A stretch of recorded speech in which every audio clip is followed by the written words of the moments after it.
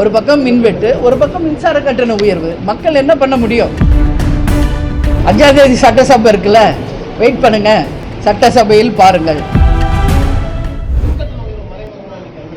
இல்லை, மின் கட்டணம் வந்துங்க, மின் மிகை மாநிலமாக தமிழ்நாடு இருந்தது என்பது யாரும் மறுக்க முடியாத ஒன்று. ஆனால் இன்றைக்கு தமிழ்நாடு முழுக்க மின்வெட்டு பிரச்சனை ஒரு பக்கம். சரி, அதான் இருக்குதுன்னு மக்கள் எவ்வளோ கஷ்டப்படுறாங்க. சம்மர் இன்றைக்கி நாங்கள்லாம் சென்னையில், நீங்கள்லாம் இன்றைக்கி எவ்வளோ, இன்றைக்கி தருமபுரியில் இருக்கீங்க, எல்லா இடத்துலையும் மின்வெட்டு. குழந்தைங்கள வச்சுக்கிட்டு நைட்டில் தூங்க முடியல. இதான் உண்மை. அவர் சிஎம் இருக்கிற ஏரியாலே பல நாள் கரண்ட் கட்டு, மக்கள் கூட வந்து ரோட்டில் உட்காந்து மறியல் பண்ணுறாங்க.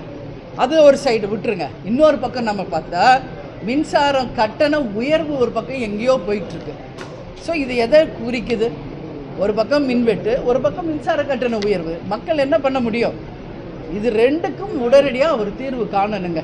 மீண்டும் மின்மிகை மாநிலமாக கொண்டு வந்து மின் கட்டண உயர்வை திரும்ப பெற வேண்டும். அது மட்டும் இல்லை, நான் சொன்னது மாதிரி மின்மிகை மாநிலம், அதே மாதிரி நீர்மிகை மாநிலமாகவும் தமிழ்நாடை முதல்வர் மாற்ற வேண்டும் என்று கேட்டுக்கொள்கிறேன். கண்டிப்பாக 5ஆம் தேதி சட்டசபை இருக்குல்ல, வெயிட் பண்ணுங்க, சட்டசபையில் பாருங்கள். அதே மாதிரி கர்நாடக முதலமைச்சர் வந்து இப்போ அனைத்து கட்சி கூட்டம் வந்து கூட்டி சட்ட ரீதியான நடவடிக்கை எடுக்கணும் அப்படின்னு சொல்லியிருக்காரு. இப்போ சொல்லியிருக்காரு. அதுக்கு அவங்க சைடு அவங்க சட்ட ரீதியாக முடிவெடுத்தா நம்ம முதல்வரும் நம்ம தமிழ்நாடு மக்கள் மட்டும் என்ன சும்மா இருப்போமா? நம்மளும் சட்ட ரீதியாக முடிவெடுப்போம். அது மட்டும் இல்லை, இன்னும் என்னென்ன நம்ம உரிமைக்காக போராடணும், என்னென்ன செய்யணும், அது நம்ம தமிழ்நாடும் கண்டிப்பாக செய்யணும். அதில் எந்த மாற்று கருத்துமே கிடையாது. ஆனால் என்னை பொறுத்த வரைக்கும், நான் சட்டசபையில் பேசினது தான் மறுபடியும் சொல்கிறேன், இதற்கு நிரந்தர தீர்வு வரணும். சுதந்திரம் வாங்கின காலத்துலேருந்து தான் பேசினே இருக்கிறோம். ஒரு முதலமைச்சராக வர்றாங்க, ஆர்ப்பாட்டம் போராட்டம்.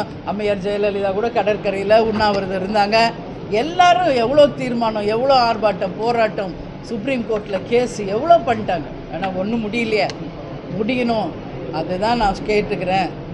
தமிழ்நாட்டிலேயே நம்ம தண்ணி கிடைக்கிற தண்ணியை சேமிக்கணும். தன்னிறைவு பெற்ற மாநிலமாக நம்ம தமிழ்நாடு மாறணும் தான் அன்றைக்கி நான் சட்டசபையில் பேசினேன். அது ஒரு பக்கம். இது நம்ம உரிமை. மேகதாதுக்கு டேம் கட்டக்கூடாது, காவேரியில் தண்ணி கொடுக்கணும் என்பது நம்ம உரிமை. ஆனால் நாம் தன்னிறைவு பெற்ற மாநிலமாக மாற வேண்டும் என்பது எங்களுடைய கோரிக்கை.